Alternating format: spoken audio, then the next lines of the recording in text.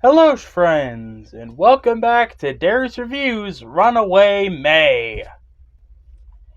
As I mentioned last time, we'll be taking a bit of a break from the top 5s to take a look at our final member of the Runaway Trio, and unfortunately one that I don't really watch that frequently, Tim, or NintendoCaprison's first fake sequelitis on Metroid versus Super Metroid. Metroid 1 was hands down one of the greatest titles the Nintendo Entertainment System ever put out. People often rail against Nintendo for being a kiddie platform, and, well, who am I kidding? It's not hard to see why they do. But Metroid stands out as Nintendo's very own proverbial diamond in the rough, a science fiction-based franchise that has moved over 16 million copies and continues to do pretty well for itself, for the most part. Other M. The reason why many thought the franchise was dead until the 2020s. Wait, if it seems like I'm ripping off sequelitis here, you got me.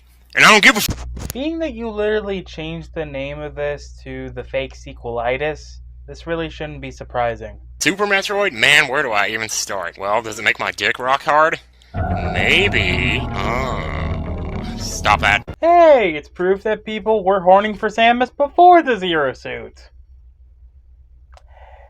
And evidence to the fact that the Runaway Trio were sometimes pervs. Game makers pulled another smart move by including an entire intro sequence to catch us up on what happened in the first 2 games, which is good since nobody played the second one. The rehashings were awesome, and since they looked more like this game than the games they were rehashing, it only made me that much more excited to play myself. So Samus' ship docks out of the open area of Crateria, she pops out, and what is this? No music?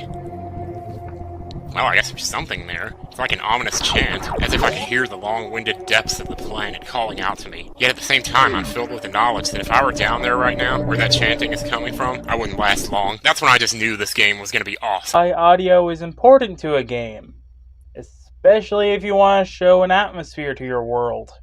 You to go. For example, when you come to Norfair with the Darius suit for the first time, the speed booster is going to be at the top of your list of things to get. And here's how the game would expect you to get it normally. Bomb down through the purple fuzz, take this door, work your way through the lava cake, avoid the fire-breathing stone faces, come up through here, ride some shoe puffs under spikes, come through the door, and guess what? You're back in the same room you were just in. Well, if you get your speed up just right, you can actually wall jump straight there and avoid the entire thing. Later on, you pick up an energy tank at the wrecked ship and your next destination is Meridia, right? Well, normally, you would just continue on that path, find yourself in Crateria, make all these tricky jumps over the water, fall through this pointless cave, powerbomb through a door, take the elevator down, fall through more gooey weird shit, get slimed, and then find yourself in this huge room where the plasma beam is, but you can't even pick it up anyway because you don't have the space jump. Does anyone else smell smoke? Something about this game? The death of Crocomire. See, in the first game, after you beat a boss, it usually just kind of exploded, same as a normal enemy, really. Just have a look at this.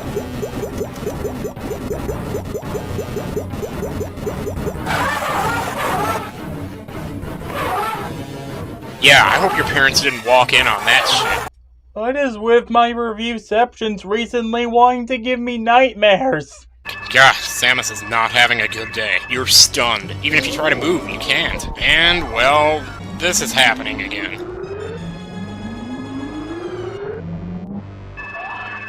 Yeah! Woo! Mother Brain writhes in agony, but her little T-Rex arms do jack all against it. Holy shit. When the big MB is finally subjugated, the baby just floats on by. I swear I think he's just saying hi here. Then he latches onto you again. Wait, no. What? Metroids can't heal people. One does not simply get healed from a Metroid, am I right? But so many things are happening here. And maybe this is different for people like me because of how we actually grew up thinking that Metroids were evil for 7 years before Super Metroid came out. This was a surprise to us. The fact that a Metroid is risking its life to help someone out, oh shit. Oh no, no, what are you doing? Get off of me and attack her again! I can't do this by myself! No, what are you doing? He's a good guy! No!